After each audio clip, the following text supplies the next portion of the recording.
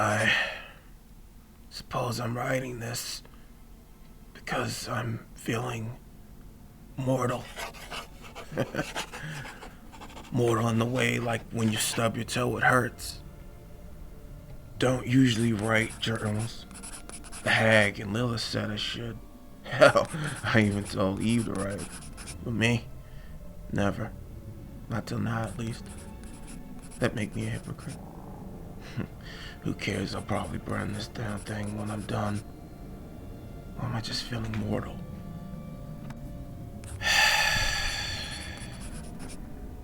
Okay.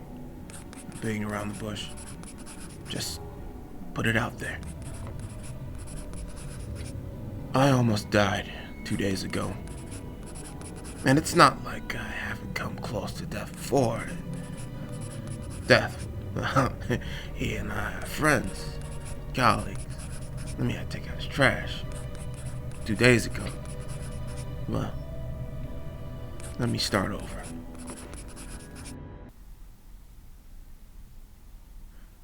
About a week ago, I got a call. The hag. Well, it was Deshaun who called on our behalf. Asked that I head over to the diner. I think I was somewhere in middle America, Iowa. Wasn't paying much attention. I was on there to rest, sleeping in the alley near a park. Nice place, 5 stars and the like. Anyways, I got the call and I started to trek over. I'll spare you the details. Suffice to say, it took me 2 days of hitchhiking to reach that place. The Route Little Six Diner, southwards off the main road of Route 66. I'd been forced to walk the last mile up the diner. It always gave me some clarity, dirt under my feet, sun weighing my brow, and the endless flat plains of desert from horizon to horizon. I pushed the door in, and like always, I heard that familiar bell of the door jingle at my entrance. The diner is always immaculate, though the furnishings are old and the color on them is fading. I can hear Mac, the cook, at work in the back. The smell of eggs and sound of sizzling bacon filling the small space. My stomach round, but I digress. I'm not here for bacon or eggs or even the familiarity of the bell of the door. I'm here to see the hag, like always. She sits in the middle booth near the door, right next to the window. Like always, she's the only one here. She looks like she's in her 20s, but I can tell she's got an ancient soul. Her face is obscured by a veil of long, unkempt, curly brown hair. Stacks and stacks of papers and files litter the little gray table in front of her. When I finally sit down, I stare at her with my hands in my jacket pockets. She scribbles on a piece of paper. Before I can say, "What's that?" she thrusts the sheet out to me. I take it. Thing says, "Lipson, Illinois. Get gun. Skinwalker." Part of me, small part, wants to argue. Wants to say, "This is crazy. Where do I even get a gun on such short notice?" But I don't, because by now it's all become routine. I come in, she gives me a note. Sometimes she says something, but not this time. And I leave, which is what I do. I hear the familiar chime of the bell of the door fade as I head outside into the heat of the day and make my way up the road.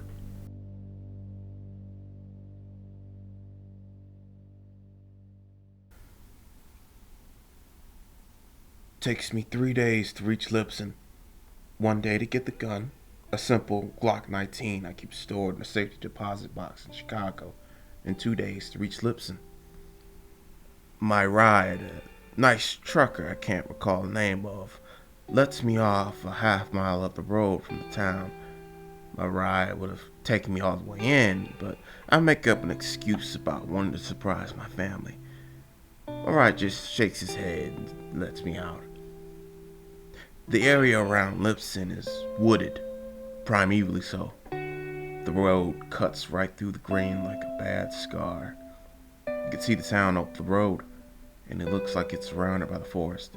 the few buildings dwarfed by the trees in the background. I walk along the road, looking for signs of life, human or otherwise. I see what's expected. Trash, twigs, rock, dirt. Sky's gray, and the ground slick and glossy from rain. If there was blood, it's gone. I stare into the forest, into the darkness that sits between the moss and life. Between two trees, I'm locked on a vertical patch of it. The deeper I stare, the more the sound of the forest around me die down, till only the patch is left. By the time I shake off the feeling and take my eyes off the patch, I can feel the days later. When I look back at the patch, I can tell something is different.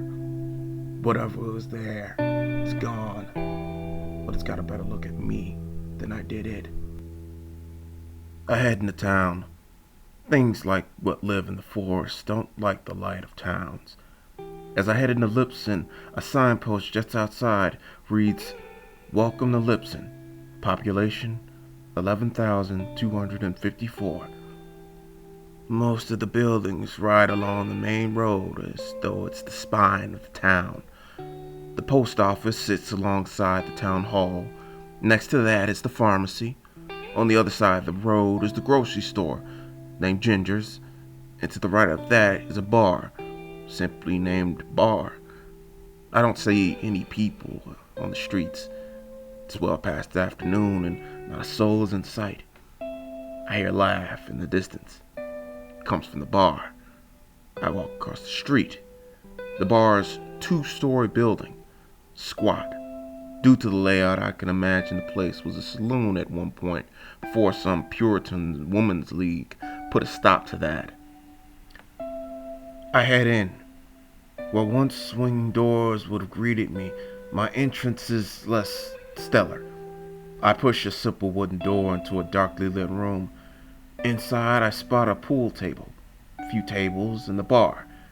An old woman with wrinkles under her eyes and bleached blonde hair stands behind the bar, talking to a brick house of a man wearing green forest camo.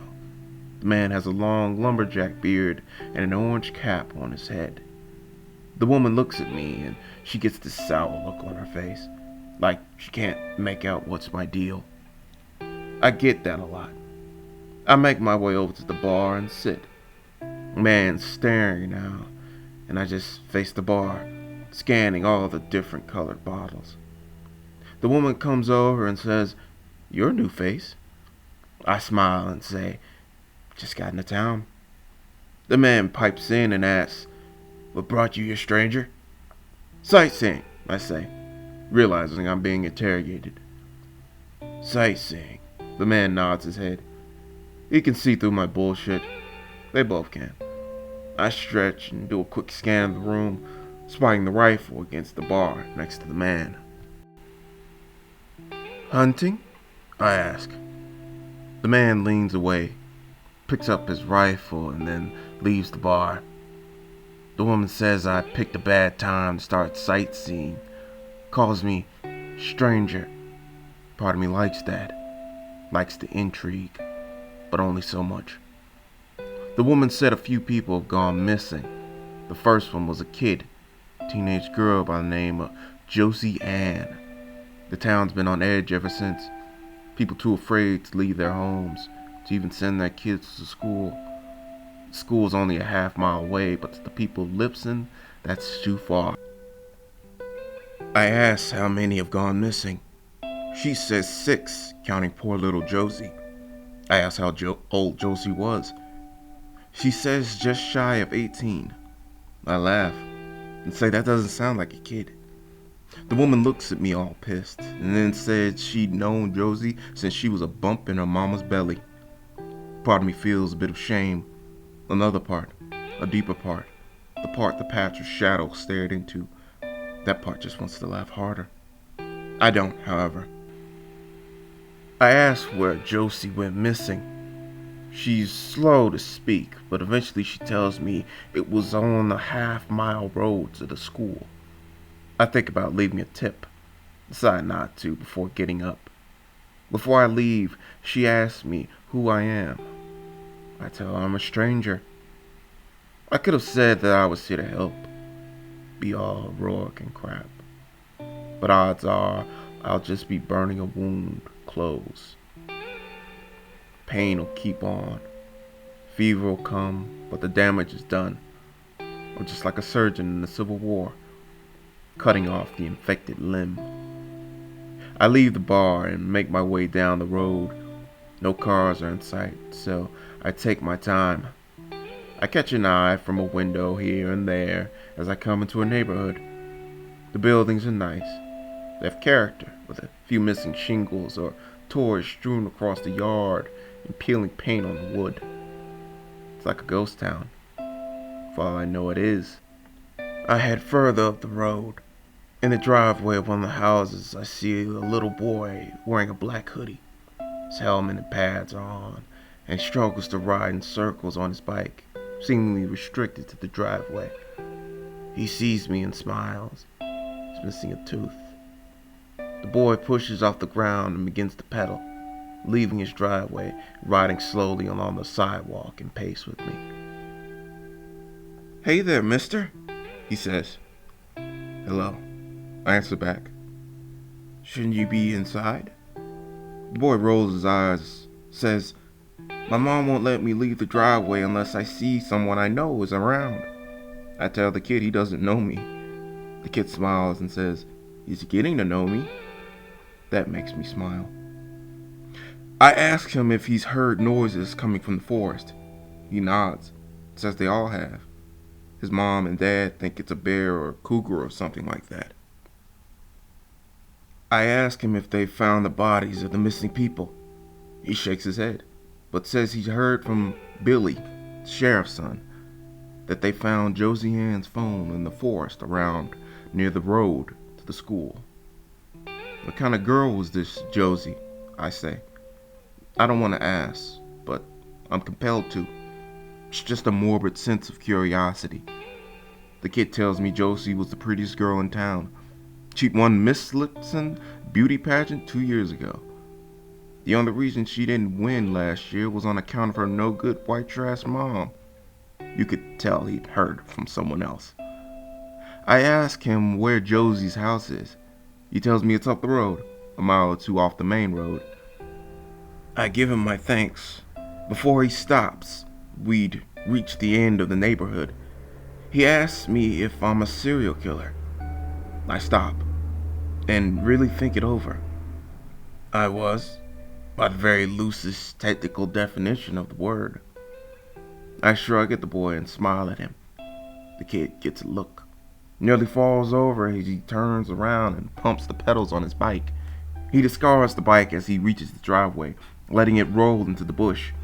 I can hear the echo of his door closing. I turn back around and make my way down the road. The air feels heavy in my lungs. I can feel the Glock in the holster strapped to my back waist, hidden behind my jacket.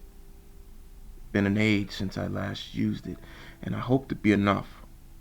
I find the road towards Josie's house. It's a little dirt road that you might miss. An old signpost sits at the entrance. The wooden plank hangs by a nail. In the old faded white paint, I can just make out the name Arthur's. I go in and can feel the shadows all around me. The forest can get surprisingly quiet. In my experience, a place where animals don't tread is a place men shouldn't, but we're stubborn creatures. I hear a snap and instantly pull the Glock. I scan the area, ready to hear rapidly approaching footsteps breaking the ground, but nothing comes. There's just silence. I stand at the ready for another 5 minutes before I start moving again. The Glock doesn't leave my hand. I find the Arthur's home, an old pill-shaped silver trailer. The grounds are strewn with dirty pink toys. A pink bike lays against the trailer. I see no sign of a car, but by the tracks in the dirt I can tell a truck had been by recently. The truck had come in and turned around. I go to the trailer and knock on the door a few times. When no one answers, I try the door. It's unlocked. I let myself inside and find a cramped, musty space. I can smell the subtle whiff of women's perfume in the air, but otherwise the place is a sty. Day-old food and grease sit in plates near the sink. The little table and eating area covered in magazines. Saw Times. Nothing else caught my eye. My foot knocks something across the floor. I reach down and pick it up. It's a syringe. A bit of brown residue still clinging to the inside. Could be meth. Could be crack. Could be any number of things. I just know it's not a good sign. I put the syringe down and go to the back of the trailer. This is where I find Josie's room. It was clean. Photos and awards dotted a small wooden workboard that sat atop the dresser. One picture showed the girl as a cheerleader, green and white uniform, arms and pom-poms outstretched atop the pyramid.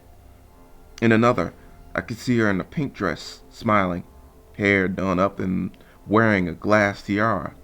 The white sash over her shoulder read, Miss Lipson. In another photo, I could see her with a woman from the bar. Josie had one arm around the bar woman and the other around a somewhat fatter woman that resembled her. There was only one other photo of the fatter woman. Josie was young, smaller, blonde hair coming in.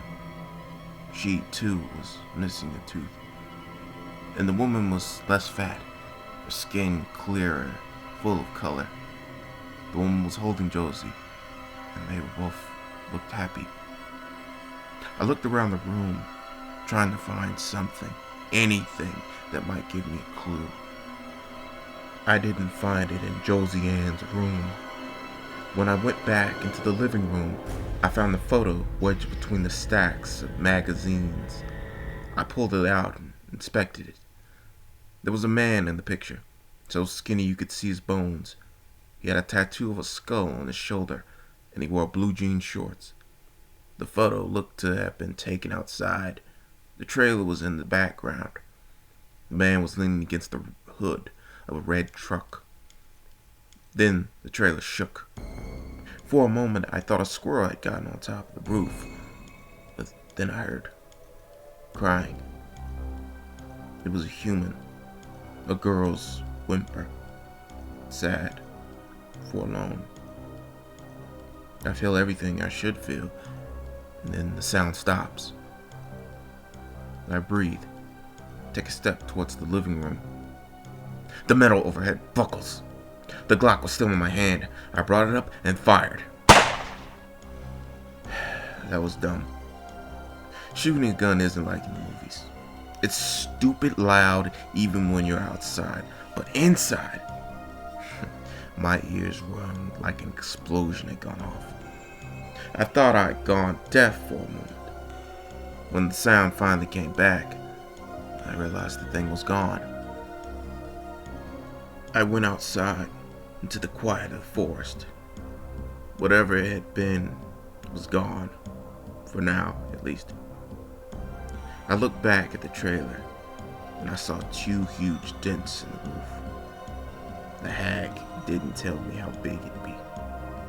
I looked at the Glock, realizing it might not be as effective as I'd hoped. Still, it was all I had. Looking at the dents closer, I saw a small splash of blood. I had one extra clip that held 11 rounds. If the thing could bleed, then it could die.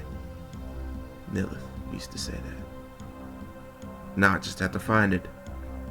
I checked the area, finding a broken trail in the underbrush leading deeper into the forest. I don't really fear, not in the way I used to, before Lilith came into my life. There's no terror. Terror left a long time ago. There's just a gnawing that scrapes at my soul. I go into the forest, the Glock still in my hand. I walk carefully, not trying to break a twig. Things like these tend to be fast. Trees loom around me, the branches crisscrossing, making me think of a large spider's web. And I can't help but feel I'm being watched. Because that's what these things do. They like to watch their prey flail around, hear the screams, feel their terror. It's watching me. Maybe from a high branch. Maybe from behind a tree. I don't know where. I just know it is. I'm not the best tracker, but I do my best to follow the path the thing made. I find a print in the dirt I can put my whole hand in. The print looks like a hand, but the index finger was 3 times longer than mine. I keep moving until I find myself in an area clear of trees. It's a dip in the forest, a large but shallow bowl where a bit of water accumulated at the base of. Wind rushed through the branches, shaking the leaves. It's like the forest took a breath. I closed my eyes and took in the moment. When I opened them, a deer stood on the other side of the bowl. It walked down the slight incline and dipped its mouth into the water to drink. It looked back at me, and we locked eyes. For a fleeting time, I forgot about the reason I was here. The gun in my hand, the pain that was yet to come. I wish I could go back to that moment, but I can't. A shot rang out. The deer's head jerked to the side before it slumped to the ground. I stood there, dumbfounded. I wasn't angry. Why should I be? Beautiful things were destroyed every day. That was the way of the world. I heard movement in the brush. I rose my gun up to the ready. A second later, I saw the hunter with the orange cap from the bar come into view. The rifle was slung over his shoulder by a leather strap. He spotted me and jumped. "What the hell are you doing here?" he said. I didn't lower the Glock. "I should ask you the same thing." He moved to wield his rifle. I shot the dirt near his feet. He got the message and held up his hands. I asked him why he was out here. He let everything spill. He was a poacher. That's what he did. He was out here with his son a week ago, tracking some deer. They came upon some weird tracks and followed them. But before they could reach the end of the path, something snatched up his boy. There was nothing he could do as he heard his son's cries in the distance. The man was crying. He could have been lying, but I could tell the tears were real. The hunter said he'd been coming out every day looking for the thing that took his son. I asked him if he got a good look at the thing. He shook his head, said it was fast though, almost as big as a moose, but otherwise he'd never seen anything like it before. As he told me all this, he looked me in the eye. He might never have seen anything like it before, but he could tell I had. "What is it?" he asked me. I didn't want to tell him. It would have been a mercy to spare him. The saying, "ignorance is bliss," is a saying for a reason. But what can I say? I felt sorry for the man. The most delicious thing evil loved was its ambiguity.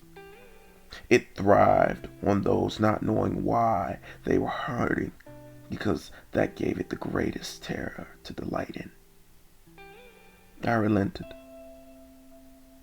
We call them skin changers. I lowered the gun.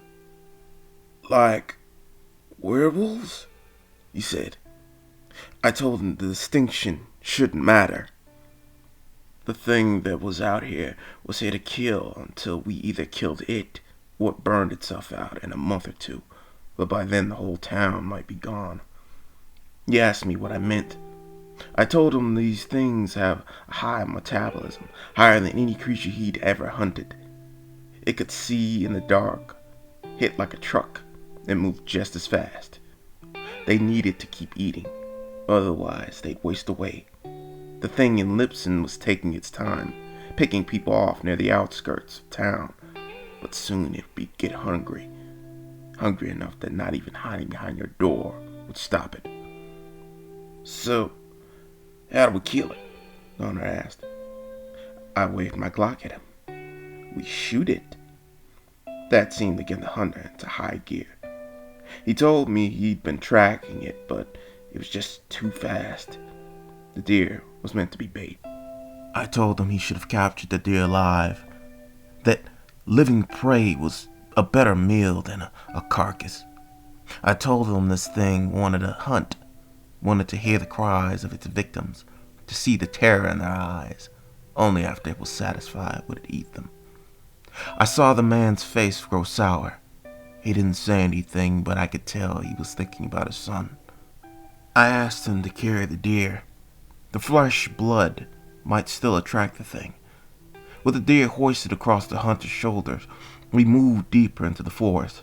As we trudged along, I asked him if he knew where the thing might be hiding. He shook his head, said if he knew where it was, he would have ended this a long time ago. I told him it had to be close, hidden somewhere in the shadow of the forest. The hunter asked how I knew so much. I told him that it was better not to ask. He asked why that was, and I told him that if he knew what I knew, he would put that rifle in his mouth and pull the trigger. He didn't ask again. I won't bore you with the details of what happened next. We went around the forest for hours. By the time the sun began to set, the hunter was more than annoyed. Like an idiot, he shouted into the forest, "Come out here!" For good measure, he fired a couple rounds from the rifle. The sound was deafening, but less so outside. Still, my ears rang, but my eyes were sharp. I turned my head, looking past every tree, but finding nothing. Then they shouted at me, "That thing has my son! Where is it?" I looked at the man. His beard was brown, his eyes green. The crease in his forehead gradually went down as his frustrated expression sank into despair. I didn't tell him his son was already dead. He knew that already. I told him we'd camp out for the night and not to build a fire. The place wasn't anything special. We stopped by 2 big trees that stood like the threshold of a giant's door. He said he would take first watch. I told him I would. He said I should get some rest. I told him that I only slept when I really needed it and when I wasn't working. I was working, and I didn't need it. As night crept in, the hunter, resting with his back to the tree, slowly falling asleep. He told me about his boy. His name was Kyle. He was 10. He liked action movies and playing the drums. He wanted to be a basketball player when he was big. He loved to ride his bike. He had a crush on some girl in his class.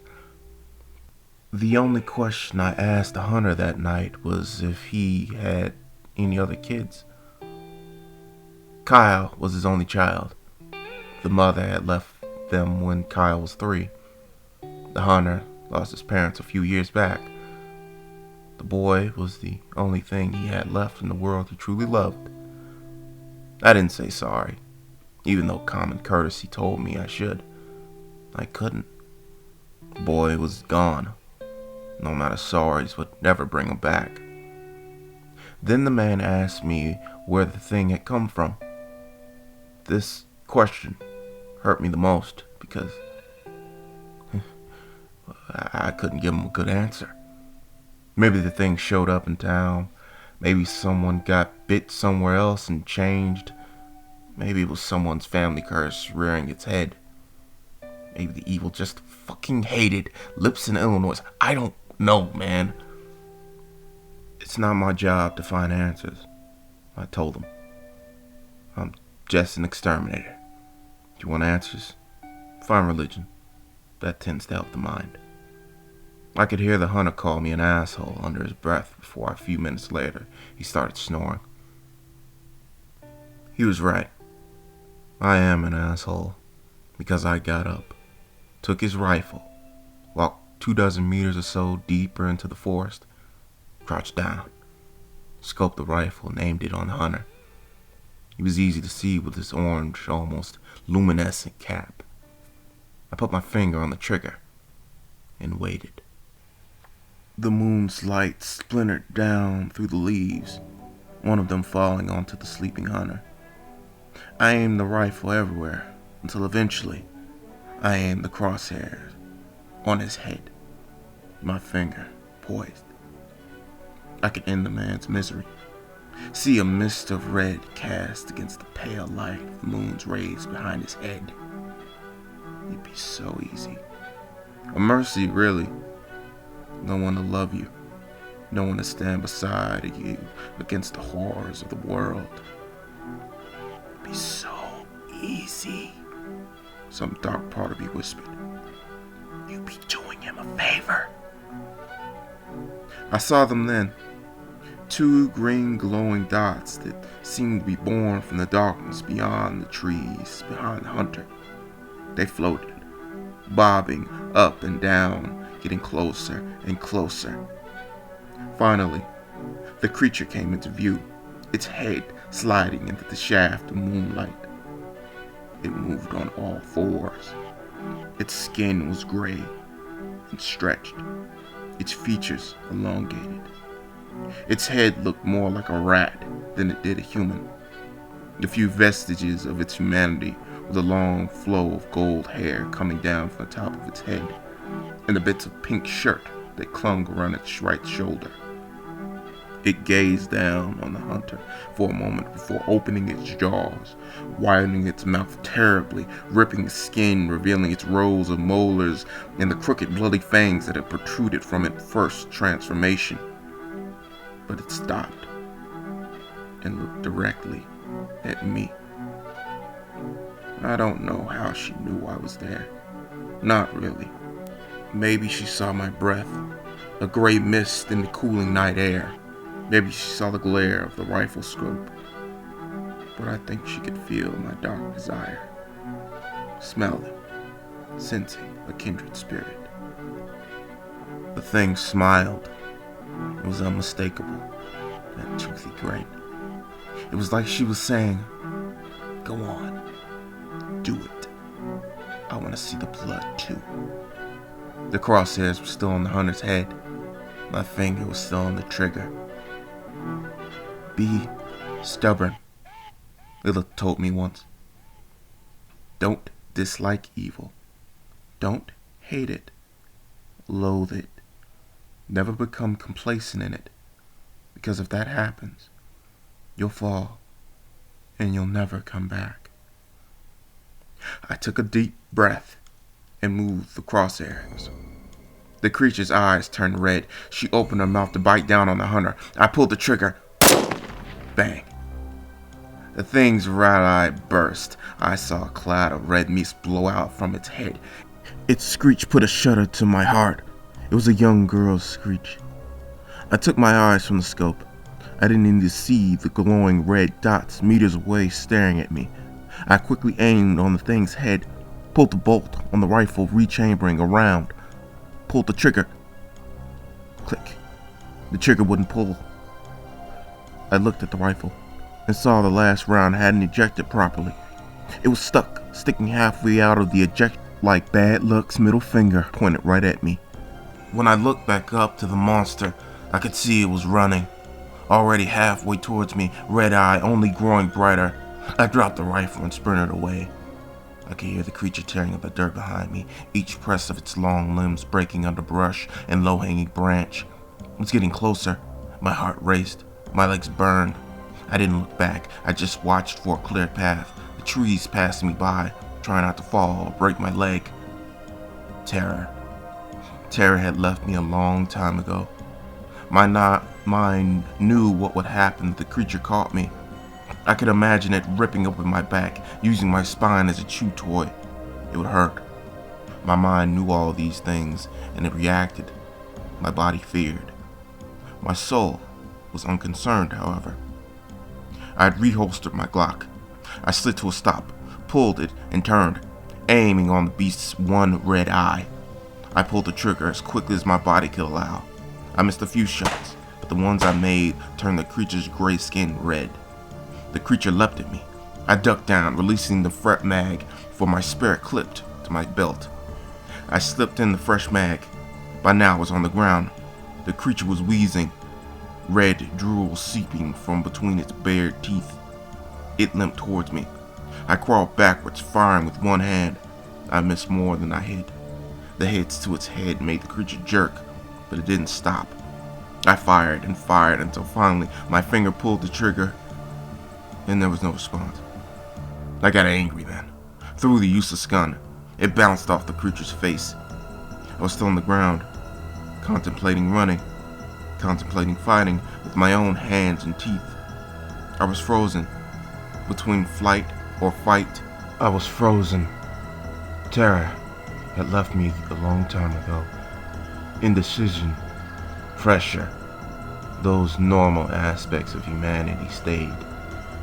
The creature wanted to kill me, opening its gaping mouth so wide I could see the red muscle of its throat, taste the decay of the people it had eaten on its breath. I didn't think like I am now, didn't contemplate my life. I just stared. The thing jerked away with a shrill scream, falling to the floor. I never heard the shot, but I felt the presence behind me. I looked back in time to see the damn hunter pulling the bolt back on his rifle and ejecting the spent casing. I am not ashamed to say I called that man a badass under my breath. The hunter went to the downed creature. It was whimpering. He took aim at the thing's head and fired. Gunshots echoed into the night. The whimpering stopped. The hunter looked at me. Tears were in his eyes. He looked more scared than he had any reason to be. Is it over? He asked. I got up, dusting the force from my pants. I walked up to what was left of the creature. It was bleeding. Its long golden hair splayed out around its head like some effed up halo. Its one remaining eye had taken back to its normal color. It looked more human in the light of the moon. Up close, I could see the remnants of its humanity. See where the skin had ripped at the mouth to form a cancerous muzzle of bone and muscle. I bent down and stared into the thing's eye. A single tear ran down its cheek, and I saw what little light in it fade away. Yeah, I said. It's over. What do we do now?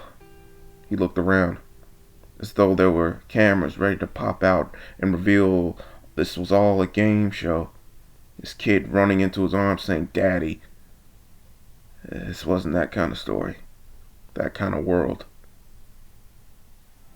Now, I remember I picked up my gun then. I wish there was a single bullet in it.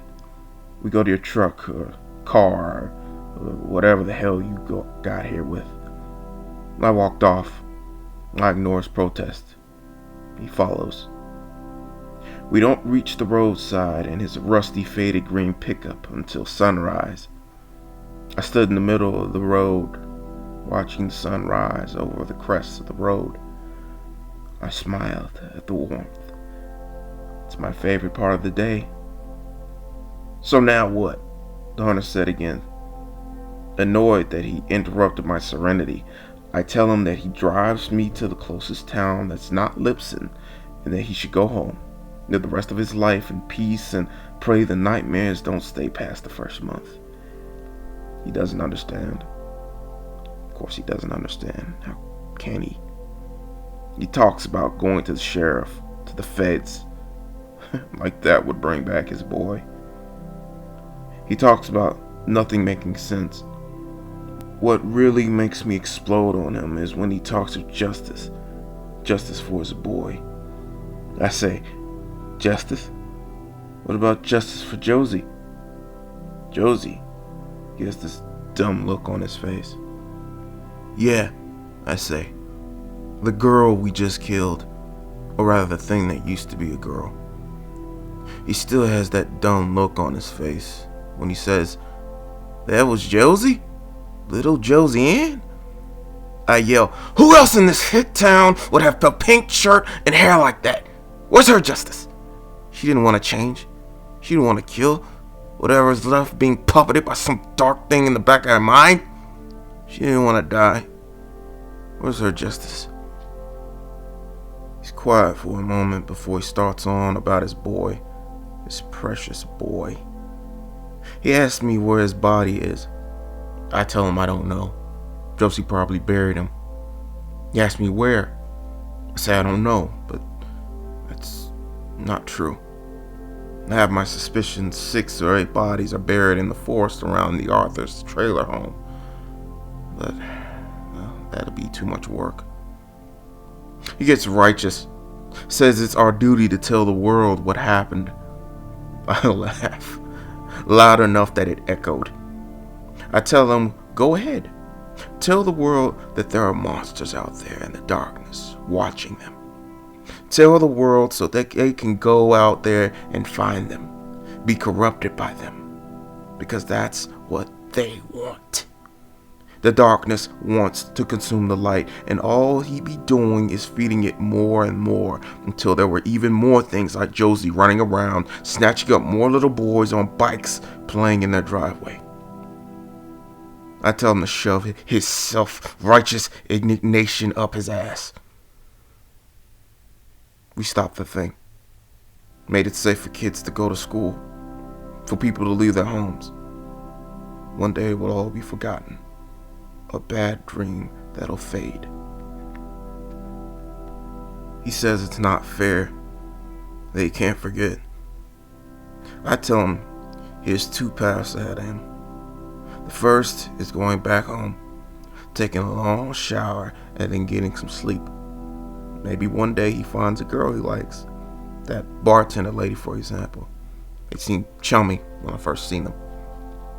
He takes her out on a date. They hook up, and a few months later, she pops out a kid. She still looked young enough to me. He loves that kid, keeps him safe and sound, and they grow up and live a happy life. And then they put you in the grave when you're too old to live. He looks at me, and I tell him the truth. Option 2, you become like me. You don't want option 2. Trust me. It's just a whole lot more of this. The hunter looks at me for a long time. Finally, he nods his head, gets in his rusty, faded green pickup truck, slams the door, good measure, and then burns rubber away towards Lipson. I'm left smelling exhaust in the middle of the road. I look at the forest around me. The eerie silence that had draped the area was gone. I could hear the chirp of birds and the buzz and scuttle of insects. I take solace in the silver lining. Then I start my trek away from Lipson on the side of the road. End up getting a lift by an old lady on her way to another town. She dropped me off in said town where I proceeded to hitchhike my way back to Chicago. I retrieved some bullets, don't mind where, restocked my 2 empty magazines before placing them and the Glock back in the safety deposit box. I sat on the beach, watching the sunset over Lake Michigan. I slept on the beach. No patrols found me, so I was able to sleep undisturbed through the morning and into the early afternoon. I went to the public library afterwards, haggled a notebook from the head librarian, and began to write. Suppose we're caught up now. I have no idea if anyone else will find this. I think I'll hide it in the fiction section, so it's possible. I won't make it easy, but if anyone finds this, I want you to do one thing. If you ever find yourself alone in the dark, don't look back if you hear anything. Don't run. They love it when you run. Just walk like there's no problem. You don't need to be afraid of the things that go bump in the night. I don't bump back. I cut the effing heads off. So, enjoy the silver lining.